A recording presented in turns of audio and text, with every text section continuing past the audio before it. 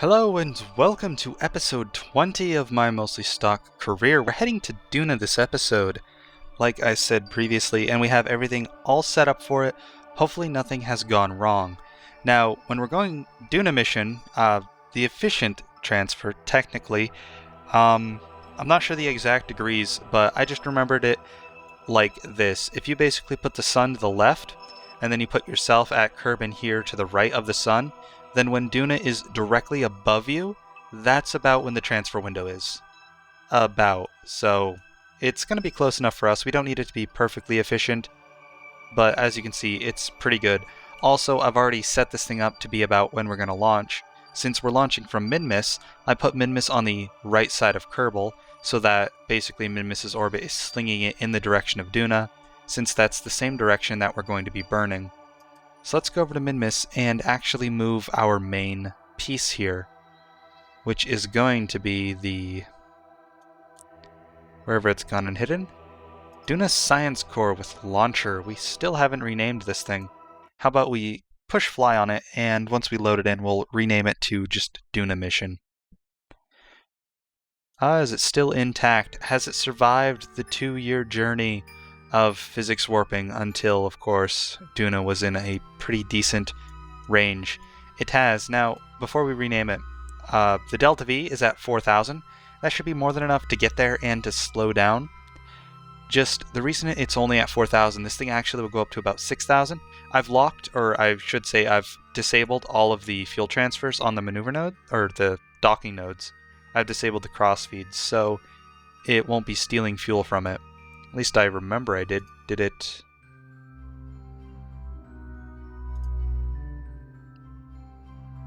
Anyway, it doesn't matter if it uses the fuel, as long as there's enough fuel in it to get the refinery out. Even it doesn't need the refinery, we just need the drill, which is the rover, and the hauler.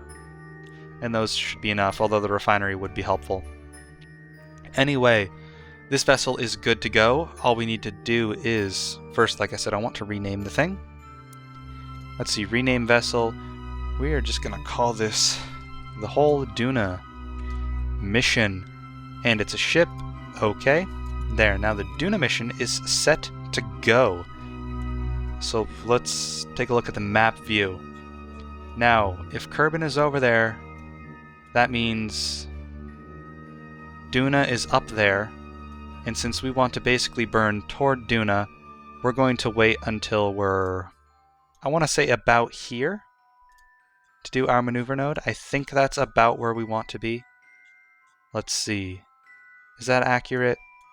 It's a little too much. We need to wait a little longer, I guess. So, whoops. I didn't want to attach that one. I wanted to move it, so probably about there. And of course, I'm just checking by looking at where the prograde points. So, prograde points right toward Duna. That should hopefully be pretty good. So the idea is that what we do is we burn towards Duna, and in doing so, we end up getting an encounter. So let's actually set Duna as our target. Our plane should be pretty well aligned. I need to actually open up this maneuver node again. There we go. Since it closed on me when I clicked away. And now we just need to figure out where we encounter it. So let's see. Target at closest position. We encounter it actually pretty well. Let's play with these maneuver nodes a little bit to see if we can't stabilize that encounter. So after a little bit of tweaking, I figured that we were actually moving a little too fast, so I just paid attention to what the actual node said instead of just glancing at them and assuming, and I managed to get my encounter by just waiting a little bit longer around the orbit by kind of burning towards Minmus a little bit. So when we're done our burn, we should be kind of flying past Minmus a little.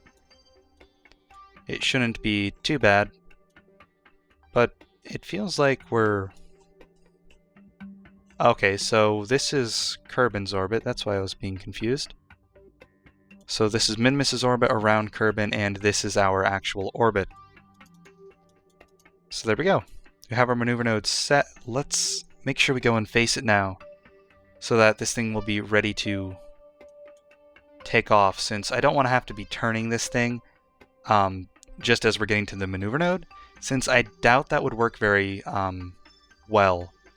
Now, it's only going to take 900 meters per second of delta V. That's not to slow down, though. That's just to get there.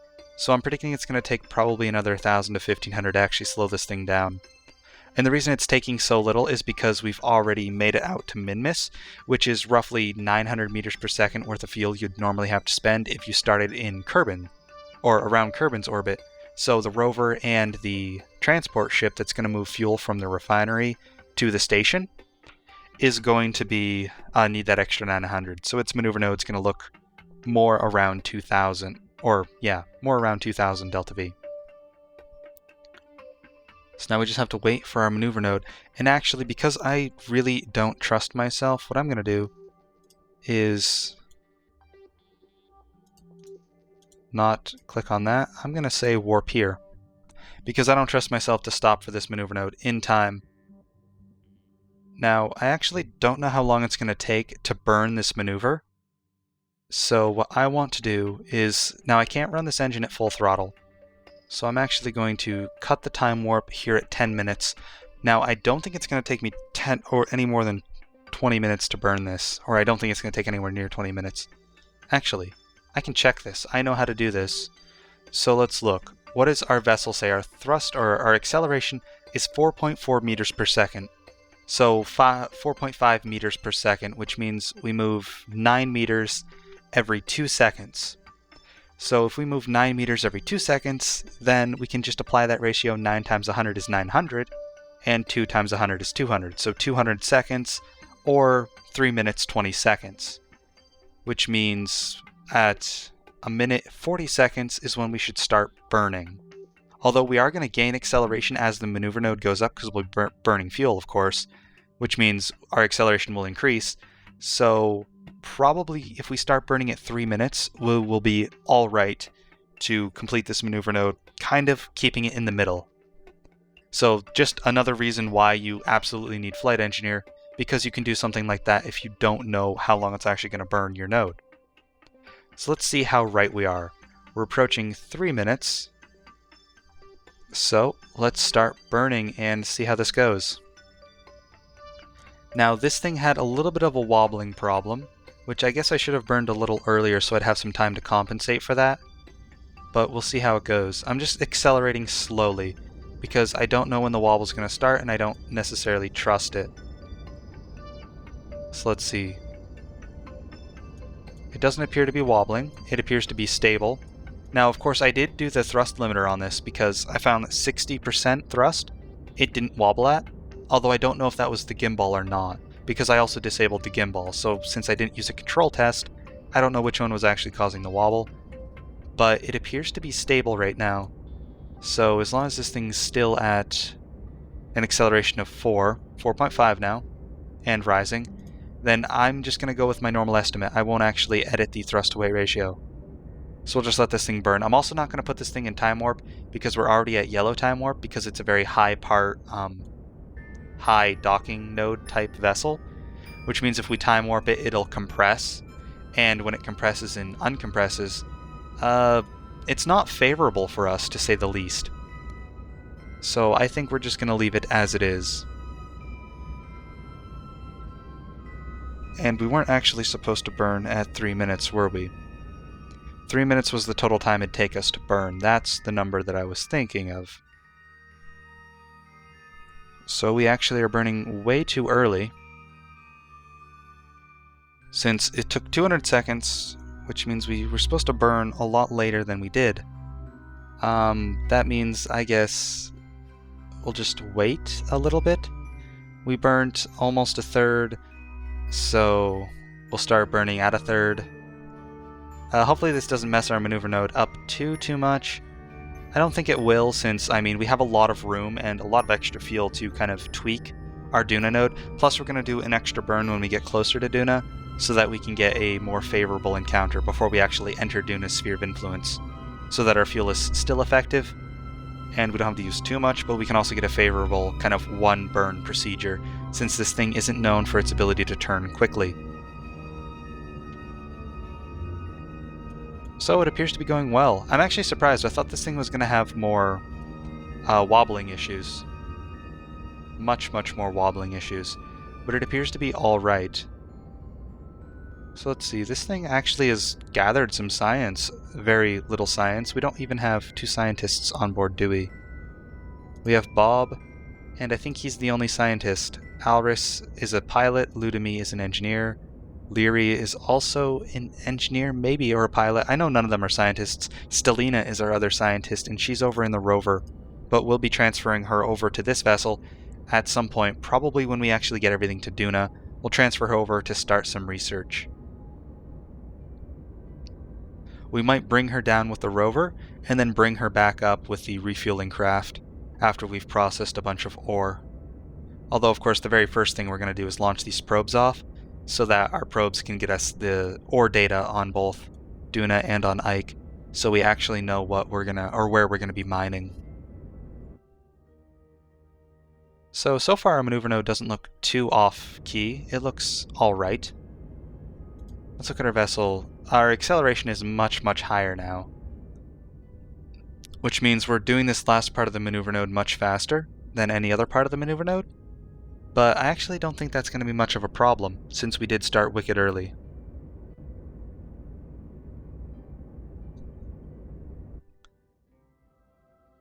Let's just keep looking at the map view to see where our current thing is and our predicted. So it actually looks to be really spot on. Hopefully we'll be able to make it, of course, closer as we go through our burn.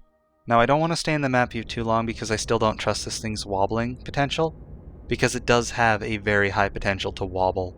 And once it starts wobbling, if I don't catch it very soon, then the whole thing could basically destroy itself.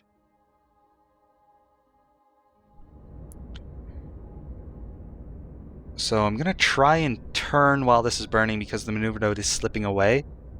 I don't know how well that's going to work. If I do it really slowly, it appears to be alright.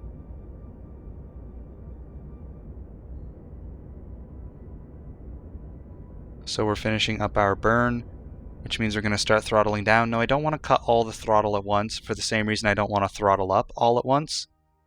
Because, like I said, there's a lot of docking ports in a long line, because we have docking port, craft, docking port, and then another craft.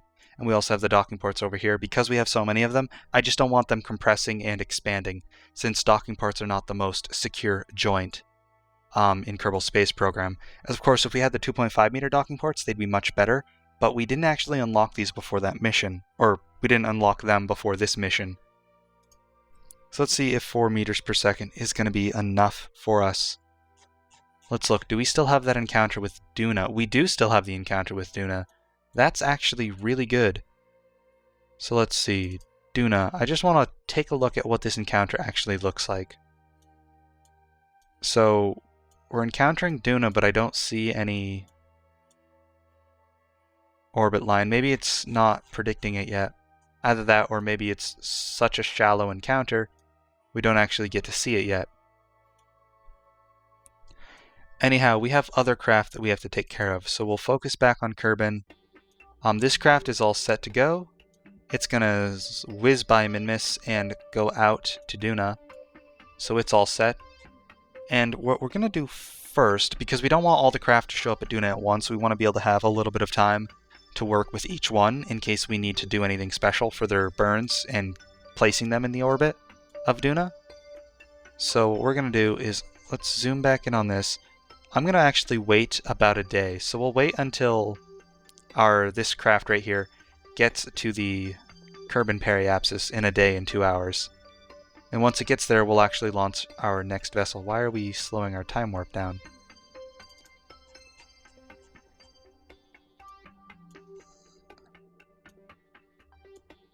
Oh, because we were swapping our sphere of influence. I forgot it did that automatically. I was concerned that we were actually flying towards Minmus because I didn't check if we were going to actually hit Minmus. So I was concerned for a moment. So there we go. We'll have an extra day to work with anything else. Let's go over here, or let's go to Kerbin, focus Kerbin, and take a look at these craft that we have to launch next. So we should have 2 up here. I think maybe one's just called Untitled Spacecraft. That seems like something I'd do.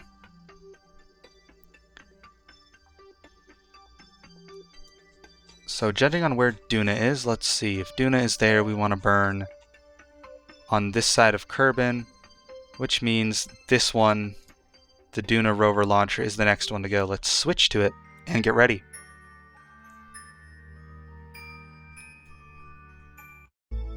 Here we are with our rover. Tons of parachutes, tons of absolutely everything. Hopefully we'll be able to decelerate this thing now. The only thing I've really been concerned about with Duna is the fact they changed the way the atmosphere heats stuff in the 1.04, and since I designed most of this stuff before that update, I'm not sure how the solar panels are going to be affected by it, since most of them are indeed exposed. But we'll just have to see. So this thing's ready to go. It's got 4K delta V, just like the last one, except it's going to spend half of that actually getting out to Duna. Unlike where we only spend a quarter on our main mission, but it'll be fine. So our node is going to go about here, roughly. And let's bring up the nav ball, and it's going to take, we already know, like roughly 2K delta V just to get out to Duna. So let's see, actually we just got an encounter right there. That's actually pretty impressive. We have a Jewel? Oh my! Whoa. We do not want to go right out to Jewel. Our angle is way too high on this for going to Duna. Let's correct that. There we go, that's a little bit better for a Duna encounter. Actually, just by moving it we encounter Duna. I don't think that that's the most efficient burn we can do. Since we kind of want to encounter it at our periapsis, we don't want to encounter it, say, moving like that fast.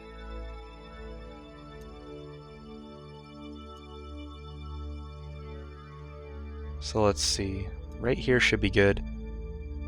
And if we set it as a target, we'll actually have a better indication on when we'll encounter it. And we just need to play with maneuver nodes again. Okay. Closest approach is there, the target position. Now we're moving too fast. So what we're going to do is we're going to burn just outward, radial out a little bit. And what that should do is it should make us take just slightly longer to get to Duna, which will give us a Duna encounter. So, there we go. We got this one with a maneuver node to Duna. So we're going to stop editing the maneuver node. And let's do the same thing for this one to kind of try and determine how long this burn's going to take. Let's go to Vessel. Let's look. Whoa, this thing's got an 18 meter per second acceleration.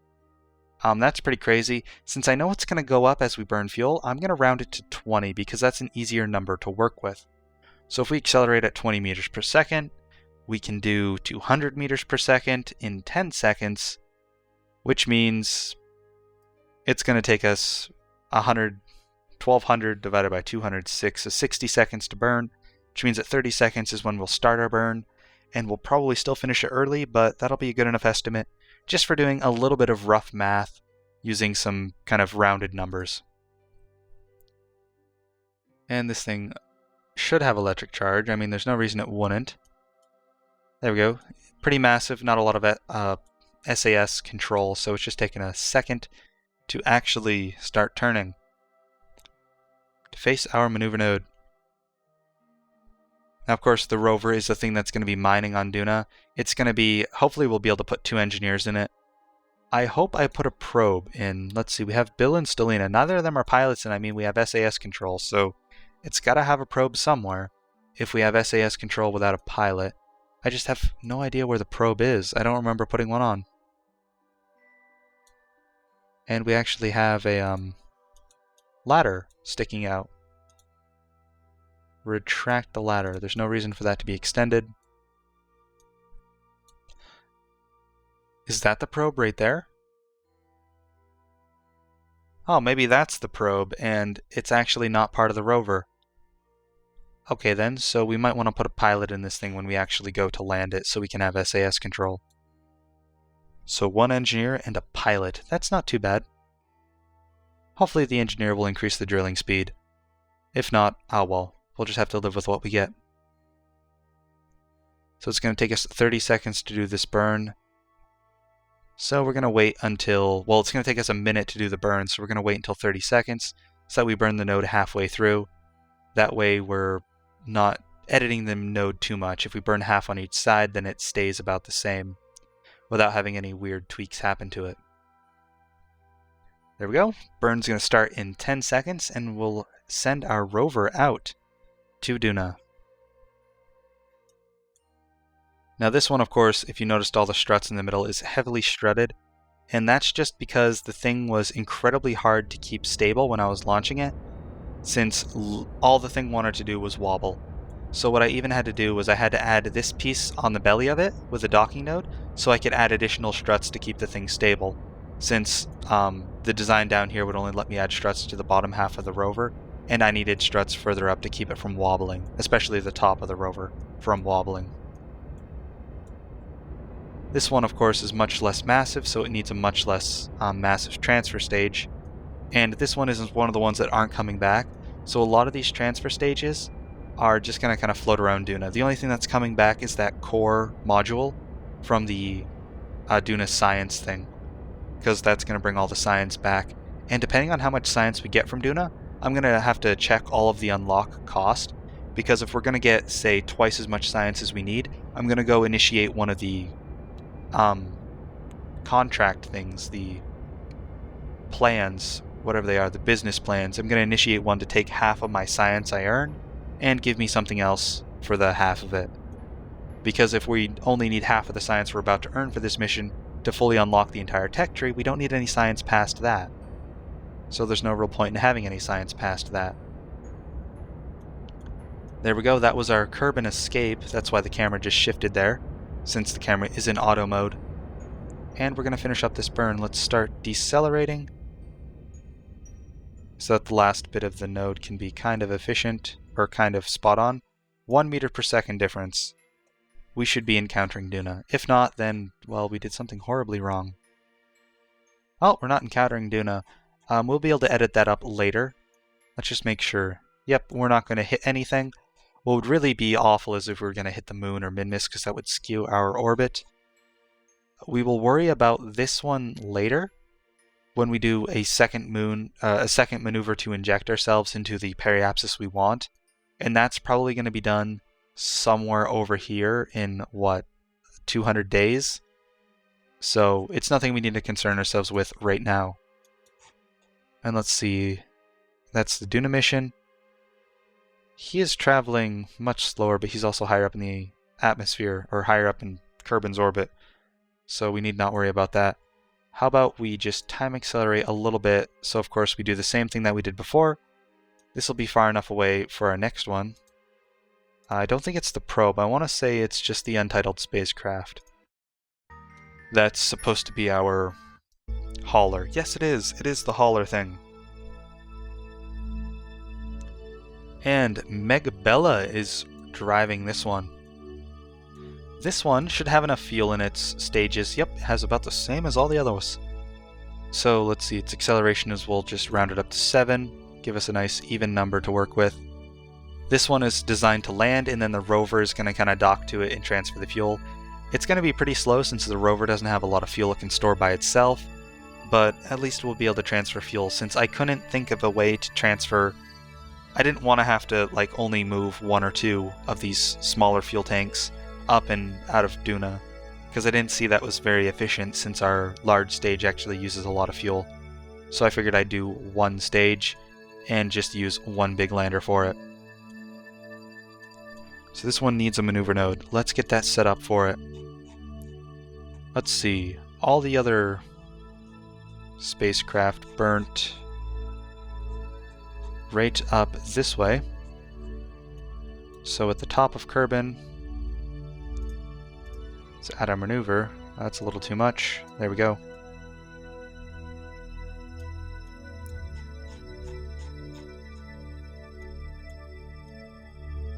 And it's already a little too far, so set as target. That way we get the encounter information. And would you look at that, we already have our encounter kind of setting itself up. So if we are at the closest approach, then we need to see our closest approach is behind it, so we need to speed up ever so slightly. We just had the encounter just a second ago. Let's slow it down. There we go. We now have an encounter for Duna on our final craft, and it's taking significantly less. I didn't realize how much fuel you saved when you actually burned at an efficient transfer window. I didn't believe that it would be this much different.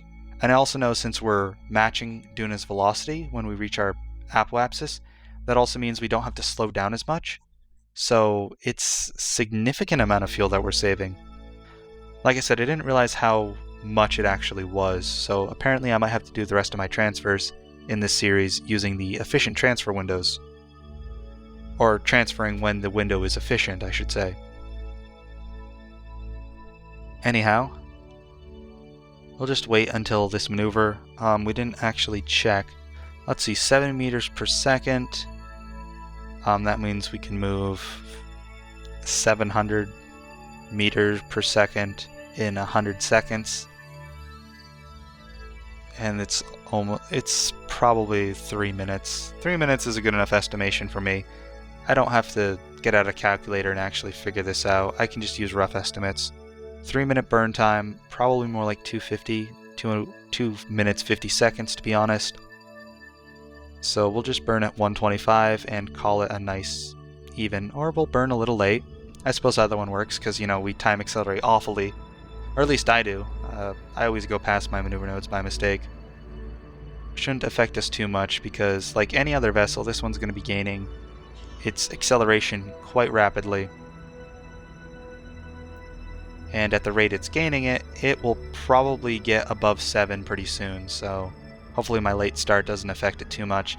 Not like it would, since Duna is so far away. We have ample opportunities to fix it, and we have ample amounts of fuel, since I thought it was going to take me 2,000 to get there and 2,000 to slow down, like with my probe, or 1,500 to get there and 1,500 to slow down because my probe probably wasn't that efficient. I didn't think it only cost 1,000 to get there. I really was expecting it to take much, much more than that. So I'm a bit surprised by that, but at least it'll give us way more fuel. It makes me feel like I overbuilt these way too much now. Like, I could have gone to Duna way earlier if I knew it was only going to take 1,000 Delta V to get there. I could have gone to Duna ages ago. I wouldn't have had to even do the min-miss science, since I've already created craft that have 7k Delta V. If it takes, 7k, 8k total. Let's see, we take half of that, 4k to get into orbit, 1k to get to Duna. We have 3k to play with, basically, around Duna. So yeah, look, we're already accelerating way past 7, so this thing should be all solid to go. Now, unlike the other ones, this one's using its own fuel reserves to actually move it. So I wonder why the center tank emptied first. That's not how it's designed. The fuel's designed to move into the center tank. Ah well, as long as it stays balanced, I won't complain too much, I guess.